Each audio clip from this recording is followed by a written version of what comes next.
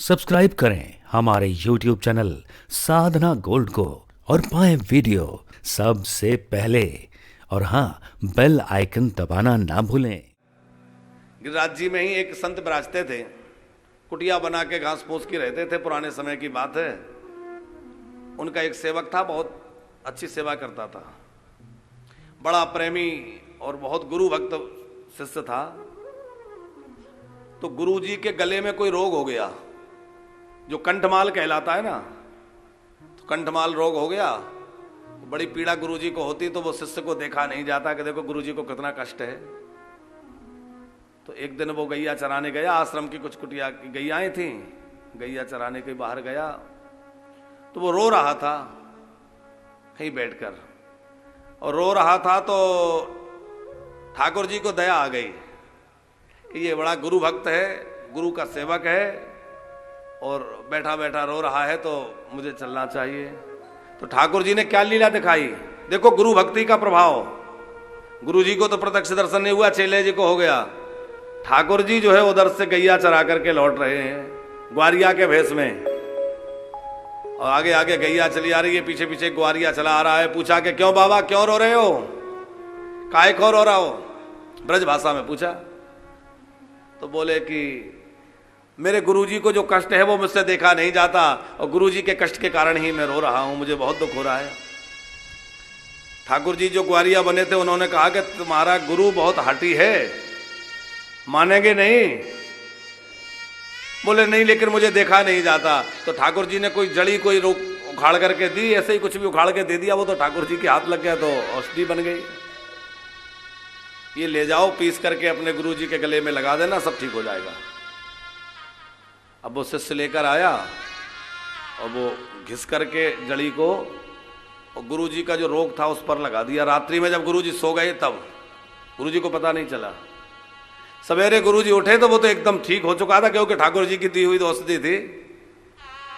गुरु जी ने देखा वो मेरा रोग कहां गया।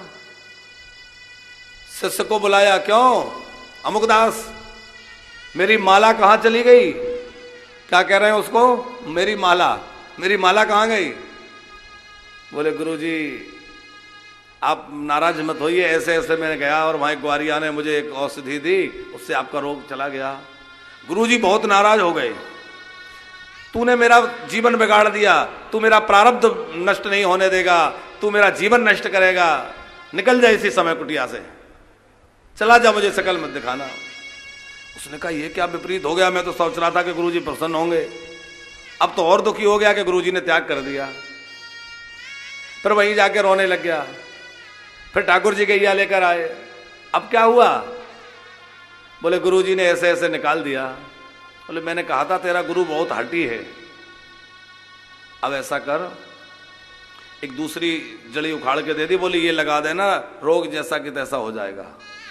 गुरुजी सो गए, तब वो चेला डरते डरते आया और धीरे से लगाया, तो गुरुजी सवेरे उठे तो रोग जैसा के तैसा हो गया।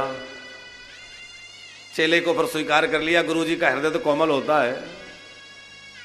चेला ने कहा कि आखिर आपको ये रोग इतना प्रिय क्यों है। गुरुजी ने कहा कि ये मेरा प्रारब्ध भोग है, मैं इसको भोग लेना चाहता हूं, और प्रारब्ध भोग करके यहीं समाप्त कर देना चाहता हूं, ताकि दोबारा मुझे संसार में ना आना पड़े। तो जो महापुरुष हैं वो अपने शरीर की व्याधि के रूप में अपने प्रारब्ध को भोग कर नष्ट कर देना चाहते हैं। तो हम यहां मूल रूप से जो कहना चाहते थे वो बात यह है कि भगवान के भक्तों को कोई रोग नहीं होगा, ऐसी बात नहीं है। रोग तो होगा, पर वो रोग उनको दुखी नहीं कर पाएगा, उनको उससे तकलीफ नहीं होगी, वो उस रोग में भी बड़े मस्त रहेंगे, प्रसन्न रहेंगे, उसमें भी हंसते रहेंगे। अभी मध्य प्रदेश में एक जगह है, बेतरवदी नदी यानी बेतवाजी के किनारे पे नौलक्की स्थान, वहां पर एक संत विराजते थे। अभी करीब 3 वर्ष पहले उनका शरीर पूरा हुआ है।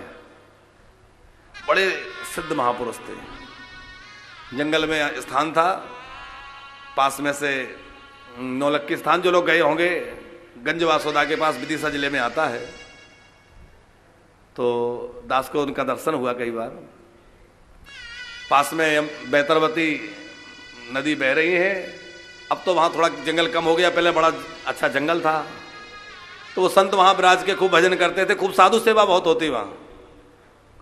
तो वो संत जो है उनको भी कैंसर हो गया, और कैंसर जो हुआ तो उसमें से गल गया और तमाम गड्ढा बन गया, देखने वाला डर जाए।